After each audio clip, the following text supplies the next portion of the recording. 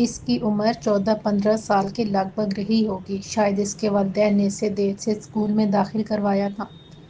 خیر نئے اسکول میں اس کا پہلا دن تھا اور وہ خاصی نروس ہو رہی تھی۔ ٹیچر اور خود سے چھوٹی لڑکیوں کا سامنا کرنے میں اسے جھجک محسوس ہو رہی تھی۔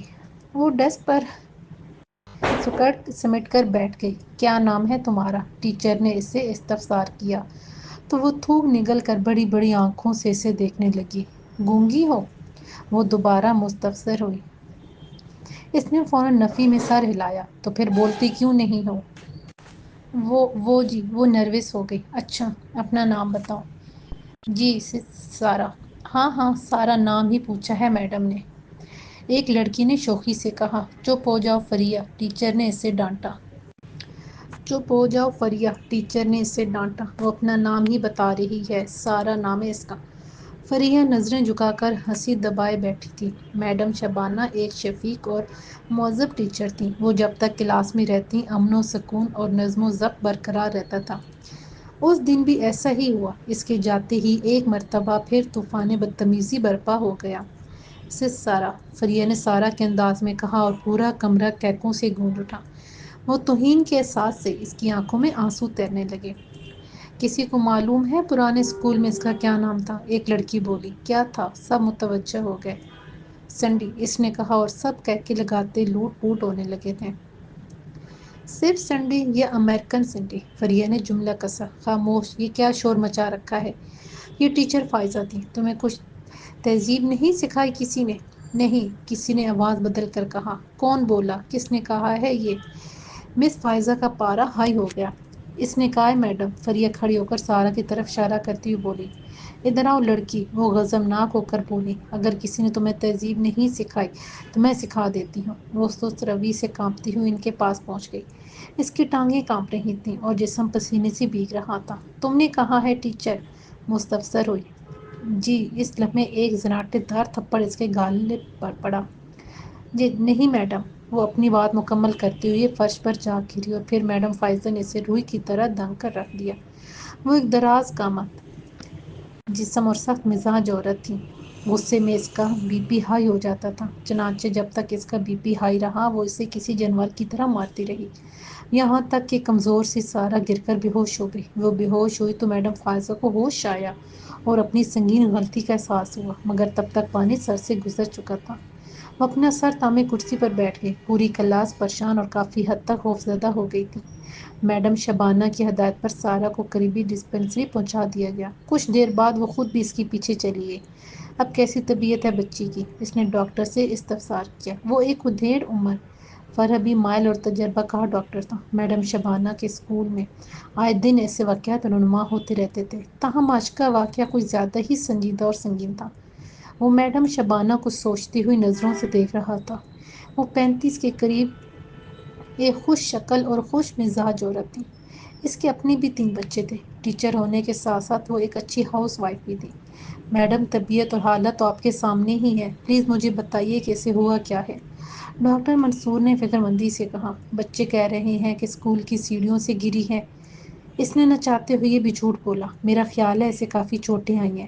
آپ کا خیال درست ہے، وہ سنجیدگی سے بولا۔ ہو سکتا ہے یہ سیڑھیوں سے ہی گری ہو، مگر اس کے رخساروں پر انگلیوں کے نشان بھی ہیں، ذرا غور کیجیے، آپ کو نظر آ جائیں گے۔ ایسا کیسے ہو سکتا ہے؟ وہ جز بز ہوتے ہوئے بولی۔ ہو سکتا ہے بچے آپس میں لڑ پڑے ہوں۔ آپ ایک نیک دل اور مہذب خاتون ہیں، وہ بولا، مگر انگلیوں کے نشان کسی بچے کے ہاتھ کے نہیں ہیں۔ یہی حال اس کی پشت کا ہے۔ آپ نرس ماریہ سے پوچھ سکتی ہیں۔ اس کے ہونٹ پھٹ گئے، ایک آنکھ پر گمڑا سا بن گیا ہے۔ وہ بیڈ پر پڑی ہوئی سارا کو ہمدردی سے دیکھ رہی تھی۔ اس کی آنکھوں میں اشکوں کی نمی واضح طور پر نظر آ رہی تھی۔ اس کا جسم ہی نہیں، یونیفارم بھی دریدہ اور بعض جگہوں سے سرخ نظر آ رہا تھا۔ بلا شبہ یہ خون کے داغ تھے، جس سے واضح ہو رہا تھا کسی بری طرح زدگوب کیا گیا ہے۔ میڈم یہ پولیس کیس ہے، مگر میں صرف آپ کی وجہ سے اس بچی کا علاج کر رہا ہوں۔ ڈاکٹر بولا تو اس کی سوچوں کا تسلسل ٹوٹ گیا۔ میں تہہ دل سے آپ کی شکر گزار رہوں گی۔ وہ ممنونیت سے بولی۔ یہ کب تک ٹھیک ہو جائے گی؟ فی الحال تو اسے نیند اور درد کا انجیکشن دیا ہے، مرہم پٹی بھی کرتی ہے، آپ اسے 2 بجے تک لے جائیے گا اور کوشش کیجیے کہ یہ 2 4 دن اسکول نہ ہی آئے اور نہ ہی آئندہ ایسا کوئی واقع رونما ہو۔ یہ ایک مخلصانہ مشورہ ہے، ورنہ آپ کے اسکول کے ساتھ تباہ ہو سکتی ہیں۔ کچھ نہیں بولی، تاہم وہ تفہیمی انداز میں سر ہلانے لگی تھی۔ پھر وہ کافی دیر سائرہ کے پاس بیٹھی گہری سوچ میں مستغرق رہی۔ آج میڈم فائزہ نے حد ہی کر دی تھی۔ سارہ اگر بے ہوش نہ ہوتی تو اس کی موت بھی واقع ہو سکتی تھی۔ کچھ دیر بعد وہ ایک ٹیچر کو وہاں چھوڑ کر واپس اسکول چلی گئی۔ اسکول کے اندر داخل ہوتی ہی اس سے میڈم طاہرہ مل گئی، غالباً وہ اسی کا انتظار کر رہی تھی۔ اگر ہیڈ ماسٹرس ہے تو اس کا یہ مطلب نہیں کہ وہ منمانی کرتی پھرے۔ سارہ کی خیریت دریافت کرنے کے بعد طاہرہ بولی، توبہ، ایک معصوم اور کمزور بچی پر اتنا تشدد وہ مر بھی سکتی تھی۔ میں سوچ رہی ہوں کہ ہم اس کے والدین سے کیا کہیں گے۔ وہ پھولوں کی کیاریوں کی جانب دیکھتے ہوئے بولی، یہ بات چھپائی بھی نہیں جا سکتی اور اسکول کی بدنامی کا اندیشہ بھی ہے۔ جو سچ ہے وہی بتائیے، وہ جل کر بولی۔ اس بدمست ہاتھی سے تو جان چھوٹے گی۔ اس کا واضح اشارہ میڈم فائزہ کی طرف تھا۔ شبانہ سمجھتی تھی کہ طاہرہ اسے پسند نہیں کرتی، اس لیے دل کے پھپولے پھوڑ رہی ہے، مگر سچ ہی تو کہہ رہی ہے یہ بھی، اس نے دل میں سوچا۔ میں نے چھان بین کی ہے، یہ سب شرارت فریہ کی ہے۔ وہ بچی تو بہت معصوم ہے اور ابھی کل ہی تو داخل ہوئی ہے، طاہرہ بولی۔ فریہ ایک بگڑی ہوئی امیر ذاتی ہے، چلو آج اس کی خبر بھی لیتی ہوں، اس نے کہا اور آفس کی طرف بڑھ گئی، جبکہ طاہرہ اپنی کلاس میں چلی گئی تھی۔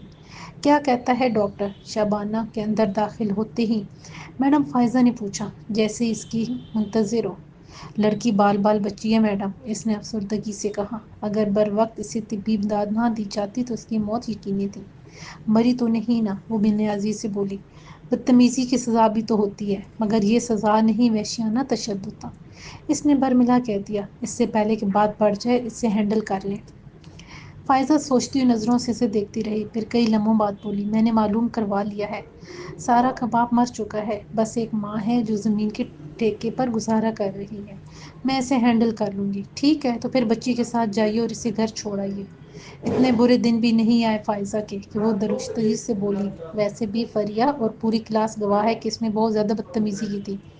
اگر بات پھیل گئی تو میڈیا تک بھی پہنچ سکتی ہے، اور وہ تو انڈے کی مرغی بنا دیتے ہیں۔ مگر غلطی اس کی، میڈم اس کی غلطی نہیں ہے، یہ آپ بھی جانتی ہیں۔ وہ بیچ میں ہی بول پڑی، آپ فریہ کو بھی سمجھائیں، فریہ کو بیچ میں مت گھسیٹیں۔ فائزہ نے اب اس کی بات کاٹ دی، وہ ایک ذہین اور محنتی بچی ہے اور بدتمیز بھی ہے، وہ بولی۔ آخر اس کو اس نئی اور نالائق لڑکی سے اتنی ہمدردی کیوں ہے؟ فائزہ کا موڈ خراب ہو گیا۔ میڈم فائزہ، میں ایک استاد ہوں اور استاد کے لیے تمام بچے برابر ہوتے ہیں۔ آپ طنز کر رہی ہیں؟ میں طنز نہیں کر رہی، جنرل بات کر رہی ہوں۔ تو جنرل بات یہ ہے کہ اس نے میرے ساتھ بدتمیزی کی تھی، اس نے میرے پر زور دیتے ہوئے کہا۔ یہ جھوٹ ہے، جس بات پر آپ کو غصہ آیا وہ فریہ نے کی تھی۔ میں پہلے بھی کہہ چکی ہوں کہ وہ ایک ہونہار بچی ہے، اسے درمیان میں مت لائیں۔ ہونہار ہونے کا مطلب یہ ہرگز نہیں کہ وہ منمانی کرتی پھرے۔ جا کر ڈاکٹر منصور سے پوچھئے، یہ ایک پولیس کیس تھا اور ہمارے اسکول کی دیوار پر واضح الفاظ میں لکھا ہوا ہے، مار نہیں پیار۔ تو آپ کا مطلب ہے کہ میں اس بیمار مرغی سے پیار کرنے لگ جاؤں؟ اس کا پارا ہائی ہونے لگا تھا۔ میں ڈاکٹر منصور کو بھی اچھی طرح جانتی ہوں، پچھلے مہینے اس کے غلط انجیکشن سے ایک مریض کلینک میں ہی چل بسا تھا، تب تو کسی نے پولیس کیس نہیں بنایا۔ میڈم، اسے ہارٹ اٹیک ہوا تھا۔ ہاں، تو ہارٹ اٹیک بھی انجیکشن کی وجہ سے ہی ہوا تھا نا؟ وہ اپنی بات پر بضد تھی۔ میں نے تو سنا ہے کہ اس نے ہائی بلڈ پریشر میں انجیکشن دے دیا تھا، وہ بھی ڈکلوفینک سوڈیم۔ حالانکہ بلڈ پریشر کے مریض کو ڈکلوفینک پوٹاشیم کا فارمولہ دیا جاتا ہے، مگر ہمارا مسئلہ ڈاکٹر منصور نہیں ہے۔ وہ بات ختم کرتے ہوئے بولی، میں یہ کہہ رہی ہوں، اگر بات میڈیا تک پہنچ گئی یا کسی نے کمپلین کر دی تو لینے کے دینے بڑھ جائیں گے۔ ہاں، تو لیتے دیتے رہیں گے، بس آپ اس بیمار مرغی۔ میڈم پلیز، وہ مرغی نہیں، ایک لڑکی اور کسی کی بیٹی ہے، اس نے فوراً بات کاٹ دی۔ اور جیسے فریہ تو کسی کی بیٹی نہیں، میں جا رہی ہوں، پیریڈ کا ٹائم ہے، اس نے جان چھڑاتے ہوئے کہا اور آفس سے نکل آئی، جبکہ فائزہ اسے گھور کر رہ گئی تھی۔ یہ ایک بڑے شہر کا پوش ایریا تھا، قطار در قطار بلند و بالا کوٹھیاں، پرشکوہ بنگلے اور ان کے گیٹ پر جدید اسلحے سے لیس چاق و چوبند سیکورٹی گارڈ کھڑے تھے۔ یہ امیر ترین لوگوں کا علاقہ تھا، یہاں وہی عام آدمی آ سکتے تھے جو کسی نہ کسی بنگلے میں گارڈ، باورچی، مالی یا گھریلو ملازمین تھے۔ دوسری صورت میں اس طرف آنے والے کسی عام آدمی کو کئی مرحلوں سے گزرنا پڑتا تھا۔ ایسے ہی پرشکوہ بنگلے کے مرکزی گیٹ پر دو مسلح جوان چست و چوکس کھڑے تھے۔ ان کے ہاتھوں میں جدید رائفلیں تھیں اور وہ ہر آنے جانے والے پر کڑی نظر رکھے ہوئے تھے۔ یہ صبح 3 بجے کا وقت تھا جب ایک جدید ماڈل لینڈ کروزر گیٹ کے سامنے آ کر رکی۔ گارڈ نے مؤدب انداز میں پیشانیوں پر ہاتھ رکھا اور فوراً گیٹ کھول دیا۔ وہ فرنٹ سیٹ پر بیٹھی ہوئی میڈم سائرہ کو دیکھ رہے تھے۔ اس کے چہرے پر غصے اور ناگواری کے ملے جلے تاثرات تھے۔ عقبی حصے میں مسلح گارڈ عقابی نگاہوں سے چاروں کا اطراف کا جائزہ لے رہے تھے۔ گاڑی روکتے ہی وہ چھلانگیں لگا کر نیچے اتر آئے۔ ایک نے جلدی سے دروازہ کھولا، دوسرے ہی لمحے وہ گاڑی سے اتر آئی۔ وہ ایک انتہائی پرکشش اور دل آویز لڑکی تھی۔ اندازے کے مطابق اس کی عمر 22-24 ہوگی۔ وہ طویل قامت، سنڈول بدن اور ایک چوکنا لڑکی تھی۔ اس نے سیاہ رنگ کے قیمتی اور نفیس سوٹ کے ساتھ اونچی ہیل والے امپورٹڈ جوتے پہن رکھے تھے۔ گردن میں لپٹا ہوا مفل نما سیاہ دوپٹہ اور کھلے ہوئے لمبے گھنے سیاہ بال اس کی شخصیت کو ممتاز کر رہے تھے۔ اس نے ایک شان بے نیازی سے اپنے محل نما بنگلے کے کوریڈور کی طرف قدم بڑھائے۔ تم میرے ساتھ آؤ شہروز، اس نے اپنے ساتھ آنے والے ایک مسلح آدمی سے کہا اور اپنے جدید اسمارٹ فون پر کوئی نمبر ڈائل کرتے ہوئے آگے بڑھتی چلی گئی۔ شہروز اس کے حکم کے عین مطابق اس کے عقب میں چل رہا تھا۔ کچھ دیر بعد وہ کوریڈور سے گزر کر ایک کمرہ نما میں داخل ہوئی۔ یہ محض کمرہ نہیں تھا، اس کی آرائش پر کروڑوں روپے خرچ ہوئے تھے۔ کمرے میں موجود تمام سامان دبئی اور بیرونی ممالک سے منگوایا گیا تھا۔ وہ صوفے پر بیٹھ گئی جبکہ شہروز مؤدب انداز میں اس کے سامنے سر جھکائے کھڑا تھا۔ وہ 32 سال کا وجیح اور صحت مند شخص تھا، بلاکا فائٹر اور ایک انتہائی شفاق قاتل۔ اس کے سامنے نظر اٹھانے کی ہمت بھی نہیں رکھتا تھا۔ آج جو کچھ ہوا ہے اس کا جواب دہ کون ہوگا؟ وہ فون پر کسی سے غصیلے انداز میں استفسار کر رہی تھی۔ آج اگر ہم ذرا سی بھی کوتاہی سے کام لیتے تو ہمارا کام تمام ہو چکا ہوتا۔ آپ خواہ غصہ ہو رہی ہیں، دراصل ہمیں بھی عین وقت پر اطلاع ملی کہ دشمن گھات میں ہے، دوسری جانب سے ممنع کر کہا گیا۔ ٹھیک ہے ڈی ایس پی، آج کے بعد ہر کوئی اپنا دفاع خود کرے گا، بھلے وہ ڈی ایس پی کرم کمال ہو یا پھر میڈم سائرہ، اس نے ناگوارگی سے کہا۔ دیکھیے میڈم سائرہ، آپ جانتی ہیں بہرام ولی اس شہر کی ہی نہیں پورے ملک کی نامور اور معتبر شخصیت ہے، اسے یقیناً اوپر سے اطلاع دی گئی ہوگی۔ وہ وضاحت پیش کرتے ہوئے بولا۔ وہ جانتا تھا کہ میڈم سائرہ جو انڈر ورلڈ کا ستون ہے، اس کی ناراضگی کا مطلب صرف اور صرف موت ہے۔ تاہم میں شام تک آپ کو بہرام ولی کے ٹھکانے سے آگاہ کرتا ہوں، آگے آپ خود سنبھال لیجیے گا۔ وہ میں سنبھال لوں گی، اور آج کا کام اگر تم مجھے پرفیکٹ انفارمیشن دیتے ہو تو میں اپنے ہاتھوں سے سر انجام دوں گی۔ ٹھیک ہو گیا، بس مجھے کچھ وقت دے دیجیے، اس نے کہا اور کال منقطع ہو گئی۔ سن لیا تم نے شہروز، وہ فون ٹیبل پر رکھتی ہوئی بولی۔ ایسے لوگوں کو اگر ڈھیل دی جائے تو سر پر بیٹھ کر اس کا طبلہ بجا دیتے ہیں۔ درست کہا میڈم، وہ اختصار سے بولا۔ ہم شام تک انتظار کریں گے، احتیاطاً تم بھی کام پر لگ جاؤ۔ مجھے ہر حال میں معلوم ہونا چاہیے کہ بہرام ولی کا آج رات کہاں ہوگا۔ وہ گہری سنجیدگی سے بولی۔ ہو جائے گا مگر میڈم، آپ نے کیا سوچ رکھا ہے؟ وہ مستفسر ہوا۔ یہ میں تمہیں وقت آنے پر بتاؤں گی، فی الحال میری یہاں آمد کے بارے میں کسی کو معلوم نہیں ہونا چاہیے، اوکے میڈم؟ دشمن انتہائی چالاک اور کمینہ ہے اس بار، وہ بولا۔ شہروز، کمینے تم کسی صورت نہیں ہو سکتے، مگر چالاک اس کی سوچ سے بھی زیادہ ہیں۔ ٹھیک ہو گیا میڈم، وہ بولا۔ یہ جملہ اس کا تکیہ کلام تھا۔ وہ زیر لب مسکرا رہا تھا۔ شہروز، تم جب بھی اس طرح مسکراتے ہو میرے ہاتھوں کوئی آدمی مارا جاتا ہے، وہ نرمی سے بولی۔ میڈم، آپ نے ہمیشہ ظلم کی، بے خونی کی اور مظلوم کا ساتھ دیا ہے، میں اس لیے خوش ہو رہا ہوں کہ آج ایک اور ظلم اپنے قرار واقعی انجام تک پہنچ جائے گا، مگر اس سے ظلم ختم نہیں ہوگا۔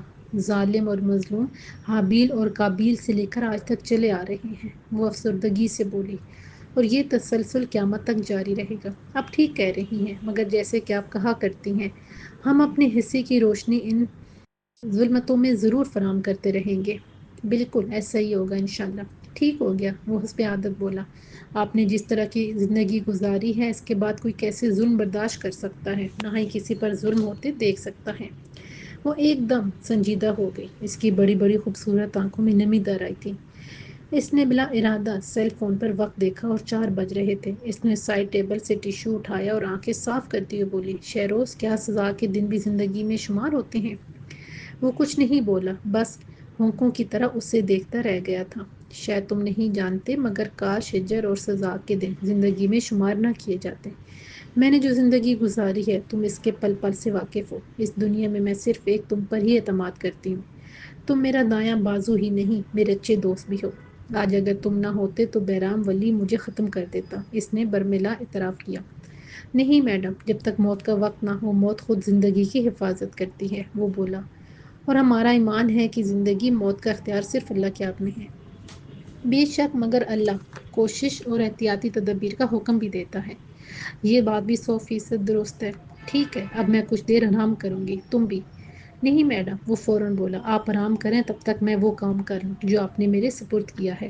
ویسے بھی ہم کل شام سے بھاگ دوڑ میں ہی لگے ہوئے ہیں، اور کل شام سے ہی ہم نے کچھ کھایا پیا بھی نہیں ہے نا؟ اس نے یاد دلایا۔ بالکل، میں آپ کے لیے چائے اور کچھ کھانے کو بھجواتا ہوں، اس نے کہا اور تیزی سے باہر نکل گیا۔ وہ اسے جاتے ہوئے کب سے دیکھتی رہی، مگر اس کی آنکھوں میں کوئی تاثر نہیں تھا۔ بھاگ دوڑ، بے خوابی اور تھکاوٹ سے اس کے جسم کا جوڑ جوڑ دکھ رہا تھا۔ شام کے بعد اٹھ کر اس نے نیم گرم پانی سے شاور لیا اور تازہ دم ہو گئی۔ اس کی آنکھوں میں شب گزشتہ کے مناظر گھوم رہے تھے۔ بہرام ولی ایک درندہ صفت اور شفاف ترین آدمی تھا۔ ڈی ایس پی کرم کمال کے مطابق وہ ایک ٹارگٹ کلر تھا۔ ملک بھر کے سیاستدانوں اور اعلیٰ عہدیداروں سے اس کے گہرے تعلقات تھے۔ گزشتہ ہفتے قتل ہونے والی T V anchor Sonia Pasha کے پراسرار قتل میں بھی اس کا نام لیا جا رہا تھا، مگر عدم ثبوت کی بنا پر اس سے کسی نے استفسار تک نہیں کیا۔ سونیا پاشا ایک ایماندار اور حق گو اینکر تھی۔ اتفاق سے اس کے میڈم سائرہ سے اچھے تعلقات، بلکہ کسی حد تک دوستی بھی تھی۔ اس نے بہرام ولی سے متعلق اس کے جرائم اور انڈر ورلڈ سے تعلقات کو بے نقاب کرنے کے لیے ٹی وی پر کچھ ثبوت فراہم کیے تھے۔ دوسرے دن ہی عین اس وقت اس کی پیشانی میں گولی لگی جبکہ وہ ٹی وی پر ایک لائیو شو کر رہی تھی۔ اس کے قتل کی ویڈیو وائرل ہو گئی تھی کیونکہ پروگرام لائیو چل رہا تھا۔ گزشتہ رات عین اس وقت جب سارہ اور اس کے ساتھی بہرام ولی تک پہنچنے والے تھے، نادیدہ دشمن نے ان پر فائرنگ کر دی تھی۔ اس واقعہ نے بہرام ولی کو ہوشیار کر دیا اور وہ اپنے مقام سے غائب ہو گیا تھا۔ میڈم، ایک نہیں دو خبریں حاصل کر لی ہیں میں نے۔ کچھ دیر بعد شہروز سامنے کھڑا اسے بتا رہا تھا۔ تو بولو جلدی، وقت بہت کم ہے۔ میڈم، ڈی ایس پی کرم کمال نے ہی بہرام ولی کو آگاہ کیا اور ہم پر فائرنگ بھی اسی نے کروائی تھی۔ اور دوسری خبر یہ ہے کہ بہرام ولی آج رات 10 بجے 3 اسٹار ہوٹل میں ہوگا، کوئی اہم میٹنگ ہے۔ ٹھیک ہے، اس نے سیل فون پر وقت دیکھتے ہوئے کہا۔ ابھی ہمارے پاس 3.5 گھنٹے ہیں، مگر اس سے پہلے کرم کمال کو ختم کرنا ہوگا۔ بہرام کو ہم 3 اسٹار ہوٹل میں ہی ماریں گے۔ ٹھیک ہو گیا، وہ بولا۔ دوسرے ہی لمحے اس نے اپنی جیب سے ایک پرانا سادہ موبائل نکالا اور ڈی ایس پی کا نمبر ملا دیا۔ یہ موبائل انہوں نے گزشتہ رات بھاگ دوڑ میں بہرام ولی کے ہی کسی آدمی سے چھینا تھا۔ کرم کمال، میں بول رہی ہوں، 7:30 بجے مجھے وہیں ملو جہاں پہلے ملے تھے۔ میرے پاس تمہارا انعام اور اہم معلومات ہیں۔ نہیں آنا چاہتے تو آئی جی کو پہنچا دیتی ہوں، وہ نرمی سے بات کر رہی تھی۔ نہیں، میں پہنچ رہا ہوں، اس نے کہا۔ کان منقطع ہوئی اور کچھ ہی دیر بعد موت کے ہرکارے طے شدہ مقام کی جانب روانہ ہو گئے۔ یہ ایک پی سی او تھا، وہ ایک دفعہ پہلے بھی وہاں مل چکے تھے۔ یہ سردیوں کے دن تھے، دسمبر کے 7 بہت دیر سے بجتے ہیں، اندھیرا کافی گہرا ہو رہا تھا۔ وہ مطمئن تھی کہ آج دھند نہیں تھی، ورنہ بہرام ولی کی موت التوا کا شکار ہو جاتی۔ گاڑی تیز رفتاری سے پی سی او کی جانب بڑھ رہی تھی۔ آج شہروز ڈرائیونگ کر رہا تھا۔ وہ ایک ماہر و مشاق ڈرائیور تھا۔ عموماً تو سائرہ خود ہی ڈرائیونگ کرتی تھی۔ کچھ لمحوں بعد وہ پی سی او کے قریب پہنچ گئے۔ جرائم کے لحاظ سے یہ ایک محفوظ علاقہ تھا، کہیں پر بھی سی سی ٹی وی کیمرے، پولیس اور زیادہ چہل پہل نہیں تھی۔ ڈی ایس پی کرم کمال سادہ لباس میں سڑک کنارے سگریٹ سلگائے کھڑا تھا۔ وہ سوچ بھی نہیں سکتا تھا کہ سائرہ اس پر شک کرے گی یا اس کی غداری آشکار ہو جائے گی۔ چند ہی لمحوں میں لینڈ کروزر اس کے قریب پہنچ گئی۔ وہ اسے اچھی طرح پہچانتا تھا۔ دفتر گاڑی اس کے پاس پہنچی۔ وہ تیزی سے دروازے کی طرف بڑھا۔ تھوڑا سا شیشہ خودکار انداز میں نیچے گرا، اس میں ایک بے آواز شعلہ لپکا اور کرم کمال کی پیشانی میں سوراخ کر گیا۔ خودکار شیشہ بند ہوا اور گاڑی ہوا سے باتیں کرنے لگی۔ اس سے پہلے کہ لوگوں کو اس حادثے کی خبر ہوتی، گاڑی بہت آگے نکل چکی تھی۔ سائرہ نے پستول سے سیلنسر اتار کر ڈیش بورڈ میں رکھا اور شہروز کو فاتحانہ نگاہوں سے دیکھنے لگی۔ اب برہم ولی کی باری ہے، وہ شفاق لہجے میں بولی۔ شہروز نے موبائل پر سے فنگر پرنٹس مٹائے اور گاڑی سے باہر پھینک دیا۔ وہ ہوش میں آئی تو اپنے گھر میں بیڈ پر لیٹی ہوئی تھی۔ اس کے جسم سے پائیوڈین اور اسپرٹ کی بو آ رہی تھی۔ بعض حصوں پر مرہم پٹی بھی کی گئی تھی۔ اپنے دائنی آنکھ سے مناظر دھندلے دکھائی دے رہے تھے۔ اسی جگہ پر میڈم فائزہ نے گھونسا مارا تھا۔ اس کی آنکھ بال بال بچی تھی، تاہم اس جگہ پر ایک گمڑ سا بن گیا تھا اور جلد بھی پھٹ گئی تھی۔ وہ اپنی دوسری آنکھ سے دیکھنے لگی۔ بیڈ کے ساتھ رکھے ہوئے صوفے پر میڈم فائزہ اور شبانہ بیٹھی ہوئی تھی۔ فائزہ شبانہ کے اصرار پر آئی تھی۔ اسے دیکھ کر سائرہ کے چہرے پر خوف کے سائے لہرانے لگے تھے۔ دیوار گیر کھڑکی پر 4 بج رہے تھے۔ رفتہ رفتہ سے سب یاد آنے لگا اور وہ رونے لگی۔ سارہ بیٹی اب بالکل بھی نہیں رونا، میں ہوں نا تمہارے پاس، شبانہ نرمی سے بولی۔ دیکھو میڈم فائزہ بھی آئی ہیں۔ ہاں کیسی ہو تم؟ فائزہ بے اعتنائی سے بولی۔ اپنی ماں سے کہنا کہ اسکول میں سیڑھیوں سے گری ہوں ورنہ۔ وہ اسے اپنی خطرناک آنکھوں سے گھور کر خاموش ہو گئی۔ ٹھیک ہے میڈم، یہ ایسا ہی کہے گی، شبانہ بولی۔ آپ اس سے پیار سے بات کریں امی، وہ کراتی ہوئی بولی۔ وہ ابھی آ جاتی ہیں بیٹا، دکان پر دودھ لینے گئی ہیں، اس نے بتایا۔ اس دوران وہ میڈم فائزہ کو خوفزدہ ہرنی کی طرح دیکھتی رہی، جبکہ اس کے گھر کو تہرانہ نگاہوں سے دیکھ رہی تھی۔ یہ 7 مرلے پر مشتمل ایک چھوٹا سا اور مناسب گھر تھا۔ 3 کمرے اور بیٹھک کے ساتھ واش روم اور ایک کچن تھا۔ بھلے وقتوں میں سارہ کی ماں عالیہ نے اسے پلستر بھی کروا لیا تھا۔ آپ لوگ بیٹھے، میں چائے بنا کر آتی ہوں، عالیہ کمرے میں داخل ہوتی ہوئی بولی۔ نہیں، تمہاری بیٹی ہوش میں آ گئی ہے، اس سے بات کرو، میں اب جاؤں گی، میڈم فائزہ بولی۔ یہ میرے پاس ہی ہے، کہیں بھاگی نہیں جا رہی، وہ بولی۔ آپ بیٹھیں عالیہ بی بی، تمہاری بیٹی بال بال بچی ہے، اس سے بات کرو، اس سے پیار کرو، حوصلہ دو، شبانہ نے کہا اور وہ بیٹی کے سامنے آ کر کھڑی ہو گئی۔ اس کی آنکھوں میں کوئی تاثر نہیں تھا۔ کیا ہوا تھا تمہیں؟ اس نے بھی دلی سے استفسار کیا۔ وہ ہکلانے لگی اور اس کی نظریں میڈم فائزہ پر جا ٹھہری۔ وہ اسے غصے سے گھورتی ہوئی آنکھوں میں دھمکی دے رہی تھی۔ میں سیڑھیوں سے گر گئی تھی، اس نے بات مکمل کرتے ہوئے کہا۔ یہ بڑے حوصلے والی ہے، آپ کو نہیں معلوم، خود ہی ٹھیک ہو جائے گی، اس کی ماں بولی۔ آپ بیٹھے، میں چائے لے آؤں؟ نہیں، میں تو چلی، میڈم فائزہ نے اٹھتے ہوئے اپنے پرس سے 100 روپے کا نوٹ نکالا اور سائرہ کی طرف یوں پھینکا جیسے وہ کوئی بکارن ہو۔ اس دوران عالیہ چائے بنانے چلی گئی تھی۔ تم نہیں چلو گی؟ اس نے شبانہ سے پوچھا۔ میں کچھ دیر رکوں گی، آپ جائیں، وہ بولی اور وہ فوراً وہاں سے چلی گئی۔ اب بتاؤ کیسی طبیعت ہے میری بیٹی کی؟ شبانہ نے اس کے پاس بیٹھتے ہوئے استفسار کیا۔ 100 روپے کا نوٹ اس نے اٹھا کر اس کے سرہانے رکھ دیا تھا۔ ٹھیک ہوں مس، وہ بولی اور ساتھ ہی رونے لگی۔ دیکھو بچے بہادر لوگ روتے نہیں ہیں، تم بالکل ٹھیک ہو جاؤ گے، وہ بھیگی آنکھوں کے ساتھ سر ہلانے لگی۔ میڈم فائزہ اچھی نہیں ہے، میری ماں کی طرح، وہ بھرائی ہوئی آواز میں بولی۔ نہیں بیٹا، ایسا نہیں کہتے، مائیں بچوں سے بہت پیار کرتی ہیں، میں مگر میری ماں نہیں۔ کیوں؟ پتہ نہیں۔ اچھا چھوڑو، اب تو مجھے اپنا نام بتاؤ، شبانہ نرمی سے کہا تو اسے حیرت سے دیکھنے لگی۔ بتاؤ بیٹا، سس سارہ، وہ ہکلا کر بولی۔ اس طرح نہیں، ایک ہی سانس میں فوراً بولو سارہ۔ وہ کچھ دیر تک اسے الجھی ہوئی نگاہوں سے دیکھتی رہی۔ اس کے ہونٹ متحرک اور ساکت ہوتے رہے۔ بالآخر کئی لمحوں بعد اس نے ایک دم کہہ دیا، سارہ۔ ویری گڈ، شبانہ خوش ہوتی ہوئی بولی۔ پھر سے بتاؤ، کیا نام ہے تمہارا؟ سارہ، وہ جلدی سے بولی۔ شاباش، کوئی بھی نام پوچھے تو جھٹ سے کہہ دینا ہے سارہ، اوکے؟ جی مس، ایسے ہی کہوں گی۔ اس بار وہ ہکلائے بغیر بولی۔ گڈ، اس کا مطلب ہے تم ہکلاتی نہیں ہو، کنفیوز ہو جاتی ہو، یہ پھر خوف زدہ، وہ پھر ہکلا کر بولی۔ دیکھو سارہ، اب ہکلانا نہیں ہے، کسی سے خوف زدہ بھی نہیں ہونا۔ خوف انسان کا بہت بڑا دشمن ہوتا ہے، اس کی شخصیت اور خوبصورتی کو مسخ کر دیتا ہے۔ وہ تفہیمی انداز میں سر ہلانے لگی۔ اب اس کے چہرے پہ زندگی کی رمق دوڑنے لگی تھی۔ تمہیں معلوم ہے سارہ، یہ خوف کیا ہوتا ہے؟ نہیں، اس نے جلدی سے کہہ دیا۔ خوف انسان کے اندر، انسان کے شعور میں ہوتا ہے۔ جب تک آپ اسے خود پر حاوی نہیں کرتے، یہ بے وقت ہے، یہ بس ایک احساس اور کیفیت کا نام ہے۔ وہ شبانہ کو غور سے سن رہی تھی۔ اس کا متزلزل حوصلہ بحال ہونے لگا تھا۔ مثال کے طور پر آپ کسی جنگل میں تنہا ہو اور آپ کے سامنے درندے، خوفناک بھیڑیے اور گھوڑ اندھیرا ہو۔ اس وقت اگر آپ خود پر خوف حاوی کر لیں گے تو آپ ختم ہو جائیں گے۔ وہ خوف آپ کو اپنی گرفت میں لے لینا اور آپ کی شخصیت کمزور ہو جائے گی۔ مگر میڈم، یہ کیسے ممکن ہے؟ وہ مستفسر ہوئی۔ ممکن ہے، بس آپ کو اپنے اندر اعتماد اور طاقت پیدا کرنی ہوتی ہے۔ میں نہیں ڈرتی کسی سے بھی، وہ بولی، بس آج کے بعد کسی سے ڈرنا نہیں، اپنے اندر سے خوف کو جڑ سے ختم کر دینا ہے۔ آپ کے سامنے اگر شیر چنگھاڑ رہا ہو یا میڈم فائزہ گھور رہی ہو، بس ثابت قدم رہنا ہے۔ جب خوف ختم ہو جائے گا تو آپ کامیاب ہو جائیں گے۔ بالکل مس، میں ایسا ہی کروں گی۔ شاباش، آج کے لیے اتنا سبق ہی کافی ہے، اب میں چلوں گی۔ نہیں مس، چائے پینے اس نے روانی سے کہا تو شبانہ خوش نظر آنے لگی۔ اس کی محنت رائگاں نہیں گئی تھی۔ کچھ دیر میں چائے بھی آ گئی۔ اس نے ایک کپ سارا کو بھی دیا۔ وہ بھرپور اعتماد کے ساتھ چائے پینے لگی۔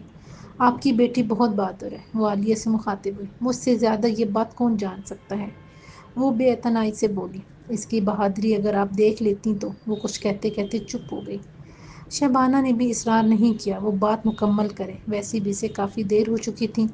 کچھ دیر میں وہ رخصت ہو گئی۔ اس کے جاتے ہی عالیہ بھٹک کے بولی، کس سے لڑائی ہوئی ہے تمہاری؟ اب کسی اور کی جان لینا چاہتی ہو تم؟ میں نے کسی کی جان نہیں لی، بلکہ تمہاری جان بچائی تھی، اس نے روانی سے کہا۔ عالیہ اسے یکٹک دیکھتی چلی گئی، پھر بولی، تم اب گونگے بھی گیت گائیں گے، اس نے کہا اور خالی کپ اٹھا کر باہر چلی گئی۔ اس کے جاتے ہی وہ سسک کر رونے لگی اور پھر تلخ یادوں کو۔ مسلح فوج نے اس پر حملہ کر دیا۔ وہ جانتی تھی کہ اس کی ماں اس سے نفرت کرتی ہے، مگر اس کی ماں یہ نہیں جاننا چاہتی تھی کہ اس نے ایسا کیوں کیا تھا۔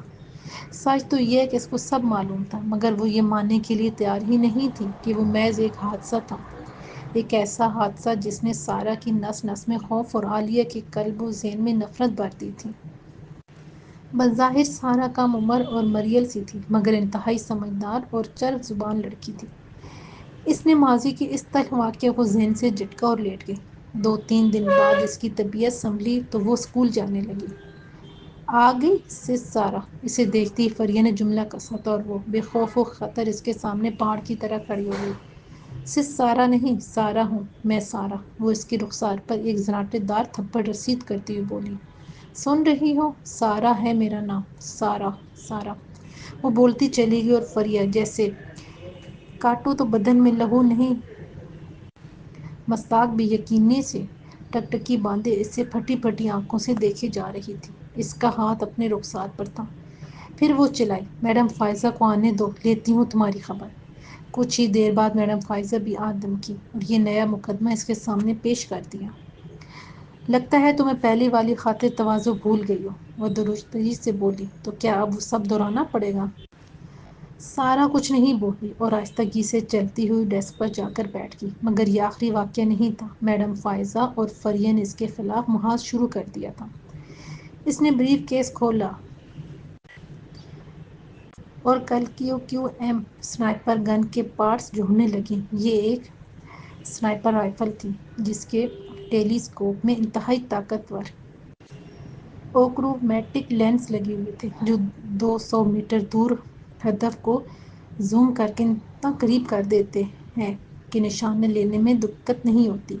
یہ کام اس نے نہایت مہارت اور تیزی سے کیا۔ کچھ ہی دیر میں اب وہ اپنا کام سر انجام دینے کے لیے پوری طرح تیار تھی۔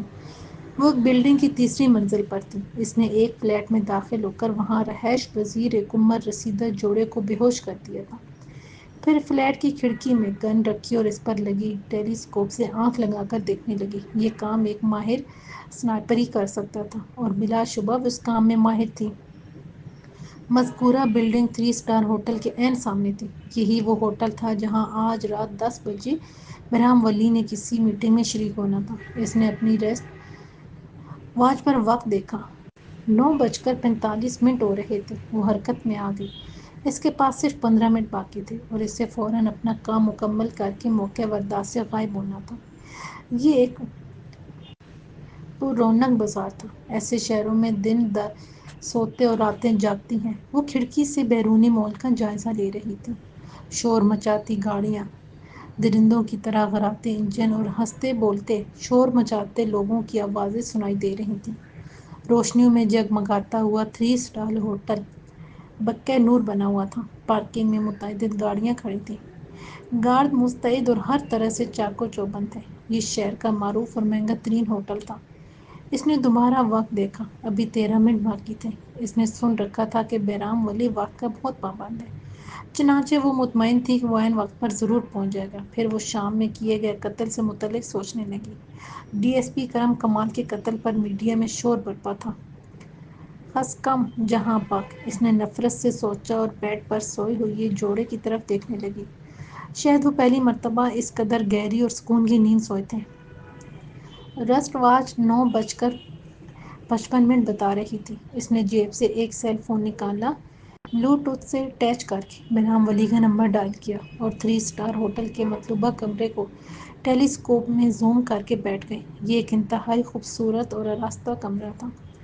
فرش پر بچھا ہوا پیش و قیمت اور خوبصورت قالین، لمبی میز کے چاروں طرف کرسیاں اور ساتھ ہی ہاتھ باندھ کر کھڑے ویٹر اسے واضح دکھائی دے رہے تھے۔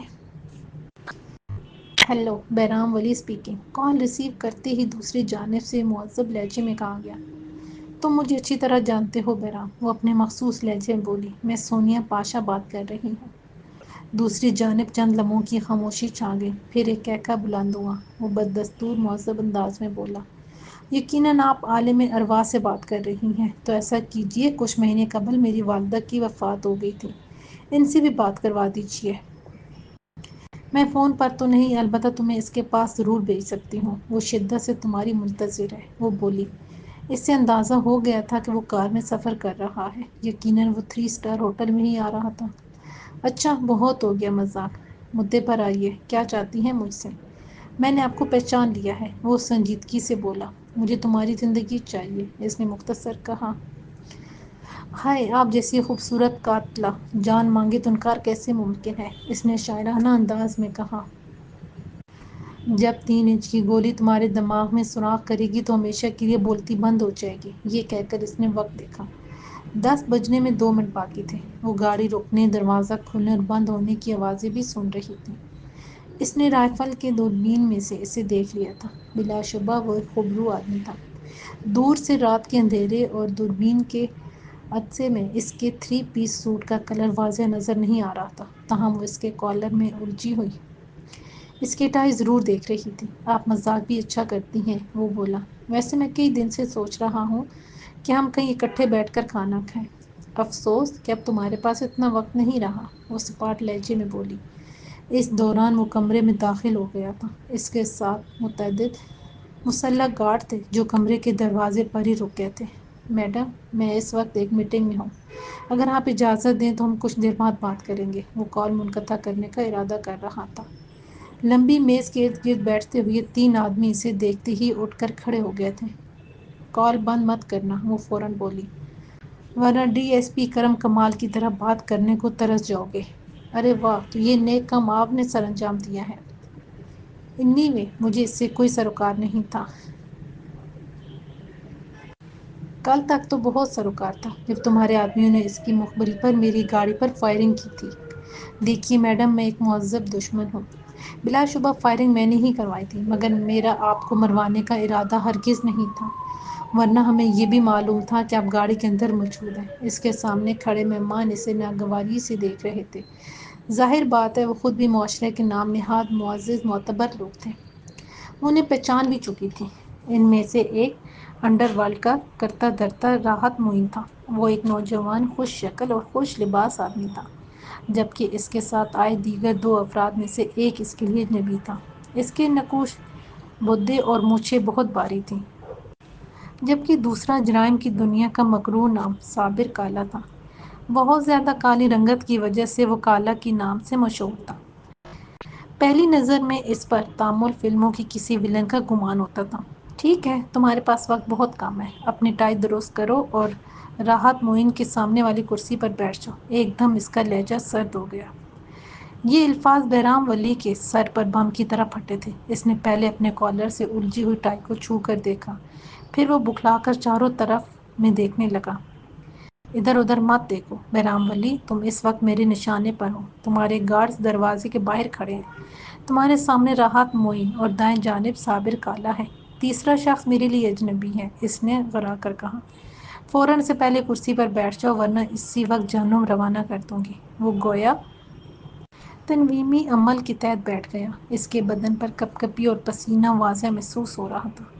کیا چاہتی ہو؟ وہ کرسی پر جیسے گرتے ہوئے بولا۔ تم جو بھی کہو گی میں کرنے کو تیار ہوں۔ رات معین ایک گرگ بارہ دیدہ آدمی تھا۔ وہ رسک لیتے ہوئے فوراً ہی حرکت میں آیا۔ رسک نہ لیا جائے تو چکا نہیں لگتا، ویسے بھی آؤٹ تو ہونا ہی ہوتا ہے۔ اس نے فوراً کرسی چھوڑی اور بجلی کی سی تیزی سے وہاں سے نکل گیا۔ وہ اسے بھی مار سکتی تھی مگر فی الوقت وہ اس کا ہدف نہیں تھا۔ صابر کالا اور دوسرا شخص پھٹی پھٹی آنکھوں سے اسے گھور رہے تھے۔ راحت معین میرا ٹارگٹ نہیں تھا، اس لیے اسے جانے دیا، وہ بولی۔ اب تم ایک کام کرو، باہر کچھ میڈیا کے مہمان آئے ہیں، انہیں اندر بلاؤ۔ یہ انتظام بھی اس کی ہدایت پر شہروز نے کیا تھا۔ کچھ ہی لمحوں میں میڈیا کے لوگ اندر پہنچ گئے۔ انہوں نے کیمرے اور موبائل فونز پر ویڈیو ریکارڈ شروع کر دی۔ چلو اب شروع ہو جاؤ، سچ کے سوا کچھ نہیں بولنا، ورنہ سونیا پاشا کی طرح تمہارا لائیو مرڈر بھی دنیا دیکھے گی۔ وہ کچھ دیر کے لیے ہچکچاہٹ کا شکار ہوا مگر پھر بولتے ہی بنی اور اس نے فر فر بولنا شروع کر دیا۔ میں بہرام ولی اعتراف جرم کرتا ہوں کہ سونیا پاشا کو میں نے قتل کروایا۔ اس کے علاوہ بھی میں نے بہت سے لوگوں کی جانیں لی۔ میں ایک ٹارگٹ کلر ہوں۔ ڈی ایس پی کرم کمال میرے لیے کام کرتا تھا۔ میں منشیات اور انسانی اعضاء کی سمگلنگ کا کام بھی کرتا ہوں۔ متعدد دہشت گردوں سے میرے روابط اور دوستی ہے، اس نے ایک ہی سانس میں کہا اور بری طرح ہانپنے لگا۔ اس نے ایسے ایسے نام لیے جو بظاہر انتہائی معتبر، معزز اور محب وطن تھے مگر وہ سب غدار اور وطن کے دشمن تھے۔ ٹھیک ہے بہرام ولی، اب تم آزاد ہو، اس نے شفاف لہجے میں کہا اور ٹریگر دبا دیا۔ اس کی پیشانی میں سرخ سوراخ ہوا اور وہ کرسی پر ایک جانب لٹک گیا۔ اسی لمحے ایک اور سرسراتی ہوئی گولی صابر کالا کی گردن میں اتر گئی۔ وہ کوئی آواز نکالے بغیر جہنم ستار گیا۔ لگے ہاتھوں اس نے معاشرے کا ایک اور داغ بھی دھو دیا تھا۔ پھر وہ فوراً حرکت میں آ گئی۔ اس نے سب سے پہلے گن کے پارٹس الگ کر کے انہیں بریف کیس میں رکھا اور چین کی نیند سوئے ہوئے بزرگ جوڑے کو دیکھتی ہوئی دروازہ کھولنے لگی۔ احتیاطاً راہداری میں جھانکا۔ باہر نیم اندھیرا تھا، سردی نے شدت اختیار کر لی تھی۔ اس نے سیاہ شال اوڑھ کر سر پر کیپ رکھا اور آگے بڑھنے لگی۔ کچھ ہی فاصلے پر اسے شہروز نظر آ گیا۔ وہ جیکٹ کی جیب میں ہاتھ رکھے چوکنا نظر آ رہا تھا۔ اس نے بریف کیس اور وہ سیل فون اس کے حوالے کیا جس پر اس نے بہرام ولی سے بات کی تھی۔ انہوں نے آپس میں کوئی بات نہیں کی اور خاموشی سے لفٹ میں سوار ہو گئے۔ دونوں نے چہرے ڈھانپ رکھے تھے، لہٰذا سی سی ٹی وی کیمرے کا خدشہ نہیں تھا۔ ویسے بھی لفٹ میں دو افراد بھی تھے، ایک ادھیڑ عمر آدمی جبکہ دوسرا نوجوان۔ انہوں نے ان پر زیادہ توجہ نہیں دی، تاہم لڑکے نے دو مرتبہ سارہ کو کن آنکھوں سے دیکھا تھا۔ یہ اس کا غیر ارادی فعل تھا۔ کچھ دیر بعد وہ مرکزی بازار میں پہنچ گئے۔ اس سے پہلے ایک تیسرا شخص شہروز سے بریف کیس اور سیل فون لے کر جا چکا تھا۔ وہ دونوں خالی ہاتھ بے فکری سے گھوم پھر رہے تھے۔ دیکھنے والے انہیں نیا شادی شدہ جوڑا بھی سمجھ سکتے تھے۔ باہر آتے ہی یک بستہ ہواؤں نے ان کا خیر مقدم کیا تھا۔ سارہ نے آگے بڑھ کر بے تکلفی سے شہروز کا ہاتھ تھام لیا۔ وہ بھی بالکل نہیں ہچکچایا کیونکہ یہ ان کے منصوبے میں شامل تھا۔ دونوں ساتھ ساتھ چلنے لگے۔ تھوڑی دیر بعد وہ ایک باربیکیو ریسٹورانٹ کے سامنے پہنچ گئے۔ یہاں انہوں نے اپنی کار کھڑی کی تھی۔ اس بار وہ لینڈ کروزر کی بجائے چھوٹی کار میں آئے تھے۔ یہ بلیک ہونڈا سیوک تھی۔ اسی لمحے یکدم سڑک پر ایمبولینس اور پولیس کی گاڑیوں کا سیلاب سا امڑ پڑا۔ کچھ کھا لیتے ہیں، وہ بولی۔ میں لے کر آتا ہوں، آپ کار میں بیٹھیں، شہروز نے کہا اور باربیکیو میں داخل ہو گیا۔ اس نے پیزا اور کولڈ ڈرنک لے کر بل ادا کیا جبکہ دیوار پر آویزاں ایل ای ڈی پر بہرام ولی اور صابر کالا کے لائیو مرڈر کی جھلکیاں دکھائی جا رہی تھیں۔ بہرام ولی کا اعتراف جرم اور ویڈیو مرڈر، اس کے ساتھ صابر کالا بھی اپنے انجام سے دوچار۔ قاتل نے 3 اسٹار کے بالمقابل بلڈنگ کے ایک فلیٹ سے انہیں نشانہ بنایا۔ مذکورہ فلیٹ میں موجود بزرگ جوڑا ہسپتال منتقل۔ بلڈنگ کے سی سی ٹی وی کیمرے 9 سے 10:30 بجے تک بند رہے۔ پولیس پوری طرح حرکت میں آ چکی تھی۔ راستوں کی ناکہ بندی۔ ڈی ایس پی کرم کمال بھی مجرموں کا ساتھی نکلا۔ قاتل فرار ہونے میں کامیاب۔ بہرام ولی نے کر لیا سونیا پاشا کے قتل کا اعتراف۔ ٹی وی اینکر اپنی اثر انگیز آواز میں خبریں سنا رہی تھی۔ 3 اسٹار ہوٹل کے لائیو مناظر دکھائے جا رہے تھے، تاہم اب لائیو مرڈر کی ویڈیوز نہیں دکھائی جا رہی تھیں۔ اس سے عوام میں خوف و ہراس پھیلنے کا احتمال درپیش تھا۔ قاتل جو بھی ہے، اس نے وہ کام کر دکھایا جو پولیس کئی سالوں سے نہیں کر پائی۔ یہ آخری خبر سن کر شہروز جلدی سے باہر نکل آیا۔ اب ان کا یہاں ٹھہرنا خطرے سے خالی نہیں تھا۔ سائرہ پولیس کی ہٹ لسٹ پر تو تھی، مگر اس کے خلاف کسی کے پاس کوئی ثبوت نہیں تھا۔ چنانچہ وہ بھی بہرام ولی کی طرح آزاد پھر رہی تھی، مگر ان دونوں میں بہت فرق تھا۔ وہ رحمان کے راستے پر گامزن تھی اور بہرام شیطان کا نمائندہ تھا۔ اس بار میٹنگ خفیہ ترین مقام ایک عمارت کے تہہ خانے میں رکھی گئی تھی۔ ایک گول میز کے چاروں طرف میں کرسیاں رکھی ہوئی تھیں، جن پر جرائم کی دنیا کے بڑے بڑے نام براجمان تھے۔ گارڈز چوکس اور الرٹ کھڑے اپنی عقابی نگاہوں سے چاروں طرف کا جائزہ لے رہے تھے۔ وہ بند کمرے میں بھی محتاط اور کسی حد تک خوفزدہ تھے۔ کمرے کے تمام روزون بند کر دیے گئے تھے۔ شیشوں پر دبیز پردے ڈال کر گویا متوقع موت کا راستہ روک دیا گیا تھا۔ یہ سب اقدام اور احتیاطی تدابیر بہرام ولی، کرم کمال اور صابر کالا کی پراسرار اموات کے بعد کی گئی تھیں۔ کرسی صدارت پر براجمان راحت معین سگار کی گہرے کش لیتے ہوئے کسی غیر مرئی نکتے کو گھڑ رہا تھا۔ اس دن اس نے موت کو بہت قریب سے دیکھا تھا، اور ویڈیو پر بہرام ولی اور صابر کالا کے لائیو مرڈر نے اسے بری طرح خوفزدہ کر دیا تھا۔ بظاہر وہ ایک معروف اور کامیاب بزنس مین تھا۔ اس کا امپورٹ ایکسپورٹ کا بزنس بیرون ملک تک پھیلا ہوا تھا، لیکن بزنس کی آڑ میں اس کے تعلقات انڈر ورلڈ کے علاوہ ملک دشمن تنظیموں اور دہشت گرد گروہوں سے بھی تھے۔ وہ ایک خوبرو اور دھیمے لہجے میں گفتگو کرنے والا، ظاہری طور پر ایک مہذب انسان تھا۔ وہ اپنے دشمنوں سے بھی دوستانہ رویہ رکھتا تھا۔ اس نے کبھی کسی دشمن کو دھوکہ دے کر نہیں مارا تھا، بلکہ وہ وقت اور مہلت دے کر دشمن کو مارنے کا عادی تھا۔ ہم ایسوں کی زندگی دشمنوں کے دم سے ہی سرگرم اور متحرک رہتی ہے۔ دشمن نہ ہو تو جینے کا مزہ ہی کراکا ہو جاتا ہے، وہ اکثر کہا کرتا تھا۔ اس کے خصوصی معاونین میں بہرام ولی اور صابر کالا سر فہرست تھے۔ وہ سب سے زیادہ اعتماد اور بھروسہ انہیں پر کرتا تھا۔ صابر کالا اور بہرام ولی سائرہ کے ہاتھوں جہنم واصل ہو چکے تھے۔ اس سے متعلق کوئی کچھ نہیں جانتا تھا کہ وہ کون ہے اور کہاں سے آیا ہے۔ اس کے مصروفیات اور مقاصد کی کسی کو بھنک تک نہیں تھی۔ اس کا نام ڈیوڈ مینٹل تھا۔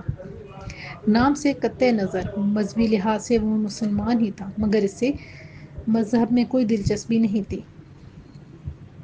اس نے زیادہ وقت بیرونی ممالک میں گزارا تھا۔ اس کے والد ایک بم بلاسٹ میں مارے گئے تھے، مگر لوگوں کی نظر میں یہ ایک من گھڑت کہانی تھی، جس سے اس کی ذہنی روح کسی حد تک بہک گئی تھی۔ شنید یہ بھی تھی کہ اس نے مذہب تبدیل کر کے عیسائیت قبول کر لی تھی، مگر حقیقت یہ تھی کہ وہ کسی مذہب کا پیروکار نہیں تھا۔ پولیس میں اس کا کوئی کرمنل ریکارڈ نہیں تھا، مگر اس رات بہرام ولی کے ساتھ اس کی موجودگی نے اسے مشکوک کرا دیا تھا، اور وہ موقع واردات پر گرفتار ہو کر اس وقت پولیس کی مہمان نوازی سے لطف اندوز ہو رہا تھا۔ یہ دن کے 10 بجے کا وقت تھا۔ میٹنگ ہنگامی حالت میں طلب کی گئی تھی۔ بہرام کی موت کے 3 دن پہلے ہی ہوئی تھی، اور وہ نئی منصوبہ بندیوں کے سلسلے میں یکجا ہوئے تھے۔ بہرام ولی اور صابر کالا کی موت محض اتفاق نہیں، ایک منظم سازش کا نتیجہ ہے۔ میٹنگ میں شریک ایک آدمی بولا، ہم نے اپنے طور پر تحقیق کی ہے۔ بہرام کی مخبری ڈی ایس پی کمال نے کی تھی۔ دوسرا شخص بولا، وہ خبیث ان لوگوں سے پہلے ہی مارا جا چکا تھا، وہ مخبری کیسے کرے گا؟ تیسرے نے خیال ظاہر کیا، اس سے معلومات لے کر اسے ٹپکا دیا گیا ہوگا۔ پہلے شخص نے کہا۔ راحت معین اس دوران خاموش بیٹھا ان کی باتیں سن رہا تھا۔ کافی دیر بعد اس نے کنگار کر گلا صاف کیا اور گمگیر آواز میں بولا، اہم بات یہ ہے کہ جو لوگ زندہ ہیں ان کی فکر کی جائے، اور جو ہمیں اس طرح مار رہے ہیں انہیں منہ توڑ جواب دیا جائے۔ یہ تو صاف ظاہر ہے کہ یہ کام کسی نے سر انجام دیا ہے، بلکہ یہ بات ڈکی چھپی نہیں، مگر پولیس اس پر ہاتھ نہیں ڈالے گی، کیونکہ اس کے خلاف کوئی ثبوت نہیں ہے۔ وہ سگار کا کش لیتے ہوئے بولا، وہ ایک سرگرم اور نیک نام سماجی کارکن ہے۔ خواتین کے حوالے سے اس کی تنظیم حقوق نسواں کے ارکان میں وزراء اور پولیس کے اعلیٰ افسران کی بیویاں بھی شامل اور متحرک ہیں۔ جی بالکل، آئی جی کی بیوی سمر دورانی اس کی دوست ہے۔ ہم نے سنا ہے کہ خود آئی جی بھی اس کے ساتھ عزت سے پیش آتے ہیں۔ بالکل آتے ہوں گے، ایسی چیزیں روز روز کہاں ہاتھ آتی ہیں، ایک شخص نے بازاری تبصرہ کیا۔ ایسا بالکل نہیں ہے، کردار کے لحاظ سے وہ ایک مضبوط اور مطیع عورت ہے۔ راحت معین وہ عورت نہیں لڑکی ہے، ایک آدمی آنکھ دبا کر بولا۔ میں ایسی خواتین کی قدر کرتا ہوں، سنا ہے اس نے بہت تکلیف دہ زندگی گزاری ہے۔ بہرحال اس وقت ہمارا موضوع سارہ کی برائیاں اچھائیاں گننا نہیں بلکہ یہ سوچنا ہے کہ اسے ختم کیسے کیا جائے۔ یہ اتنا آسان ثابت نہیں ہوگا۔ آپ ٹھیک کہہ رہے ہیں قریشی صاحب۔ وہ ایک ماہر قاتل اور بہت چلاک لڑکی ہے۔ اگلی بار کسی کھڑکی میں سے یا آپ بھی نشانہ بن سکتے ہیں۔ اس نے کہا تو قریشی چونک کر بند کھڑکیوں کی طرف دیکھنے لگا، پھر خود کو سنبھالتے ہوئے بولا، صابر کالا انتہائی مطلوب اشتہاری مجرم تھا۔ بہرام نے بھی لائیو اعتراف جرم کر لیا۔ اس کے بعد میں نہیں سمجھتا کہ پولیس یا حکومت کوئی ایکشن لے گی، بلکہ اس نے تو پولیس کا کام آسان کر دیا ہے۔ قریشی صاحب، ہر شیر کے لیے ایک سوا شیر ہوتا ہے۔ میں نے اس کی 2 کمزوریاں ڈھونڈ لی ہیں۔ اسی سلسلے میں یہ میٹنگ رکھی گئی ہے۔ وہ کیا؟ وہ مستفسر ہوا۔ شہروز، وہ بولا، مگر وہ تو اس کا گارڈ ہے۔ گارڈ ہے مگر اس کے لیے بہت اہم ہے۔ اس سے اگر اٹھا لیا جائے تو کام آسان ہو سکتا ہے۔ مگر قریشی خوب نگلتے ہوئے بولا، سانپ کے بل میں ہاتھ کون ڈالے گا؟ یہ تو بلی کی گردن میں گھنٹی باندھنے جیسا ہوا۔ ظاہر ہے کوئی چوہا تو یہ کام کرنے سے رہا۔ یہ کام اس کی دوسری کمزوری سر انجام دے گی۔ وہ رازداری سے بولا، وہ یہ کام کیسے اور کیوں کرے گی؟ کیونکہ بچپن سے وہ اس کی دشمن ہے۔ بچپن کا دوست تو سنا تھا، یہ بچپن کی دشمن بھی خوب اور دلچسپ اصطلاح ہے۔ وہ بولا، قریشی صاحب، ہم نے کتوں کو آپس میں لڑا کر دیوار پر بیٹھ جانا ہے۔ اس کے لہجے میں مکاری در آئی، باقی کام کتے خود ہی کر لیں گے۔ مگر کیسے؟ آپ کو نہیں معلوم؟ فریہ اور سارہ کی دشمنی طالب علمی کے زمانے سے چلی آ رہی ہے۔ سارہ جرائم کی بے تاج ملکہ ہے، جبکہ فریہ ڈی ایس پی پولیس کے عہدے پر فائز ہوئی ہے۔ وہ بات کو ڈرامائی انداز دیتے ہوئے بولا، اور مزے کی بات یہ ہے کہ وہ 1-2 دن میں وہ ڈی ایس پی کرم کمال کی جگہ چارج لے رہی ہے۔ یہ سب آپ کی محنت کا شاخسانہ ہے۔ وہ زیر لب مسکراتے ہوئے بولا، آف کورس۔ اس نے سینے پر ہاتھ رکھتے ہوئے کہا، مگر راحت میڈم سارہ کے سامنے وہ کیا حیثیت رکھتی ہے؟ وہ بولا، بلکہ اس کے تعلقات حکام بالا تک ہیں۔ ویسے بھی وہ کوئی ثبوت، کوئی سراغ نہیں چھوڑتی۔ ہر مجرم غلطی کرتا ہے، جیسے بہرام نے کی یا صابر کالا نے۔ صحیح۔ اور داؤد مکرم، اس نے استفسار کیا، یہ کام ڈی ایس پی فریہ کرے گی؟ اس نے گویا انکشاف کیا۔ تو آپ سب کچھ ترتیب دے چکے ہیں؟ اس نے طمانیہ سے کہا۔ بالکل، اس نے کہا۔ اس کے بعد دیگر امور پر گفتگو ہوتی رہی۔ تقریباً 1 گھنٹے بعد میٹنگ برخاست ہوئی اور وہ سب اپنی اپنی گاڑیوں میں بیٹھ کر روانہ ہو گئے۔ راحت معین کو اب داؤد مکرم کی فکر کھائی جا رہی تھی، کیونکہ اس کے پاس اس کے کئی اہم راز تھے۔ وہ پر ہجوم سے بازار سے نکل کر نسبتاً ایک سنسان سڑک پر پہنچ گئے تھے۔ اس کا ڈرائیور گل خان ایک ماہر اور تجربہ کار ڈرائیور تھا۔ عقبی حصے میں کوئی گارڈ نہیں تھا۔ ایسے پروٹوکول کی وجہ سے وہ فوراً نظروں میں آ جاتے یا پھر اندھی موت کا شکار ہو سکتے تھے۔ اس نے اپنے لمبے بالوں کو پیچھے کی جانب یکجا کر کے اس پر ہیئر بینڈ اور چہرے پر ماسک لگا رکھا تھا، چنانچہ اسے پہچاننے جانے کا خدشہ بہت کم تھا۔ داؤد مکرم کو اگر ہم چھڑوا نہ پائیں تو اسے مار دینا ہی ٹھیک ہوگا۔ وہ گل خان سے مخاطب ہوا۔ وہ اس کا پرانا نمک خوار اور قابل بھروسہ آدمی تھا۔ ٹھیک ہے صاحب، آپ جیسا کہیں گے ہو جائے گا، وہ بولا۔ تم اتنے یقین سے کیسے کہہ سکتے ہو؟ وہ اسے غور سے دیکھتے ہوئے مستفسر ہوا۔ صاحب، آپ خود ہی تو کہہ رہے تھے کہ یہ کام فریہ سر انجام دے گی۔ گل خان، تم کب سے پرائے کاندھوں پر بندوق رکھ کر چلانے لگے؟ اس کے لہجے میں ناگواری تھی۔ یہ آپ کا خیال تھا، ورنہ میں تو کچھ اور سوچ رہا تھا، وہ بولا۔ کیا؟ فی الوقت وہ متعلقہ تھانے کے حوالات میں ہے۔ جب وہ اسے عدالت لے جائیں گے تو ہم راستے میں سے چھڑوانے کی کوشش کریں گے، نہیں تو اسے گیئر بدلتے ہوئے کہا، مگر وہ بہت کام کا آدمی ہے۔ وہ تو ہے صاحب۔ کل سارہ سے پولیس نے پوچھ تکی تھی، مگر آئی جی کی مداخلت نے کوئی پیش رفت نہیں ہونے دی۔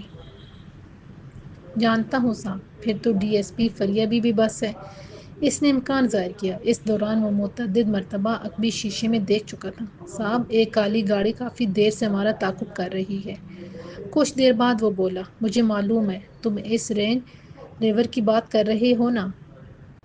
جی جی صاحب۔ گڈ۔ وہ اس کی ذہانت پر خوش ہوتے ہوئے بولا، تم سست روی سے ناک کی سیدھ میں چلتے رہو۔ یہ میڈم سارہ کی کار ہے اور وہ اس طرح حملہ نہیں کرتی۔ جی صاحب، اس نے کہا اور اپنی توجہ ڈرائیونگ پر مرکوز کر دی۔ دونوں گاڑیاں آگے پیچھے چلتی رہیں۔ راحت معین خوف زدہ نہیں ہوا، تاہم وہ متعظ ضرور تھا۔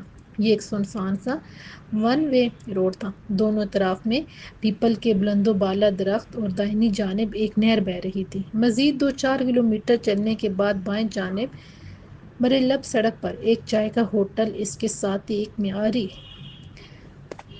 سویٹ شاپ نظر آ رہی تھی۔ اسی لمحے رینج اسی لمحے رینج روور کی رفتار تیز ہوئی اور وہ ان سے آگے نکلتی چلی گئی۔ کچھ دیر بعد وہ مذکورہ ہوٹل کے سامنے رک چکی تھی۔ یہ ایک چھوٹا سا مگر خوبصورت اور معیاری ہوٹل تھا، جہاں خواتین کی بیٹھنے کی سہولت میسر تھی۔ گل خان، اسی گاڑی کے پاس رک جا، وہ مجھ سے ملنا چاہتی ہے۔ جی صاحب، اس نے کہا اور رینج روور کے ساتھ اپنی کار کھڑی کر دی۔ تم اندر ہی بیٹھو، اس نے گل خان کو ہدایت دی اور گاڑی سے اتر کر ہوٹل کی جانب بڑھنے لگا۔ دروازے پر ہی اسے شہروز کھڑا مل گیا۔ اس کے پاس کوئی اسلحہ نظر نہیں آ رہا تھا۔ میڈم منتظر ہیں، اس نے اندرونی جانب اشارہ کیا۔ وہ تفہیمی انداز میں سر ہلاتے ہوئے اندر داخل ہو گیا۔ ہوٹل میں کافی کیبن بنے ہوئے تھے۔ ان کے آگے میرون رنگ کے صاف ستھرے پردے جھول رہے تھے۔ کاؤنٹر پر بیٹھا دھیڑ عمر شخص حرکت میں آ گیا تھا اور اس نے فوراً چائے لوازمات کے ساتھ اندر بھیج دی تھی۔ کچھ دیر بعد راحت محین اس کے روبرو تھا۔ وہ فل بلیک ڈریس میں آفت کی پرکلا لگ رہی تھی۔ اس کی آنکھوں کی چمک اور کشش اس کو پسپا کر رہی تھی۔ رسمی حال احوال کے بعد وہ چائے پینے لگے۔ مجھے آپ کی بات بہت پسند ہے، آپ ایک مہذب اور خاندانی دشمن ہیں، وہ چائے کی چسکی لیتے ہوئے بولا۔ دشمن کو اگر جلدی ختم کر دیا جائے تو اس کا خوف اور اذیت جلدی ختم ہو جاتی ہیں، اور میں یہ پسند نہیں کرتی، اس نے جواب دیا۔ مگر میں خوف زدہ ہوں، نہ ہی مجھے کوئی اذیت ہے اور نہ ہی میں آپ کو دشمن سمجھتا ہوں، وہ مہذب لہجے میں بولا۔ اگر میرا دشمن آپ کا دشمن نہیں ہے تو آپ میرے دوست نہیں ہو سکتے۔ اس کا یہ جملہ ذو معنی تھا۔ میں آپ کی ذیانت کا شروع سے قائل ہوں، اس نے اعتراف کیا، اور نہ ہی یہ ہماری پہلی ملاقات ہے۔ سچ تو یہ ہے کہ میں نے کبھی آپ کو مارنے کا سوچا تک نہیں۔ میں نے بھی نہیں سوچا، ورنہ اس رات جس طرح آپ بھاگ رہے تھے گولی آپ کی پشت میں بھی چھید کر سکتی تھی، اس نے کہا اور مسکرانے لگی۔ اس کے دانت موتیوں کی طرح جھلملانے لگے تھے۔ اس کا پرکشش چہرہ راحت محین کی راحت برباد کر رہا تھا۔ وہ ایک غیر ارادی رد عمل تھا۔ وہ جز بز ہوتے ہوئے بولا، اگر معلوم ہوتا کہ میں آپ کے نشانے پر ہوں تو مر جانے کو ترجیح دیتا۔ اس کا موڈ خوشگوار ہو گیا تھا۔ تو پھر بہرام ولی کی موت سے ایک دن پہلے مجھ پر گولی کس نے چلائی؟ اس نے استفسار کیا۔ جانتی ہوں وہ آپ کا معاون خاص تھا۔ آپ ٹھیک کہہ رہی ہیں، مگر میں اس کارروائی سے لا علم ہوں۔ یقین مانیے میں جھوٹ نہیں بولتا۔ اس کے لہجے میں سچائی تھی۔ مان لیا، اس نے ادائے بے نیازی سے کہا۔ میں آپ کی مہارت پر ششدر رہ گیا تھا۔ اس کا اشارہ بہرام کے قتل کی جانب تھا۔ آپ کو ایسے بہت مواقع ملیں گے، وہ بولی۔ یہ دھمکی ہے؟ نہیں، ویسے ہی بتا رہی ہوں، مگر میرا آپ کے خلاف جانے کا کوئی ارادہ نہیں ہے، وہ کپ میز پر رکھتے ہوئے بولا۔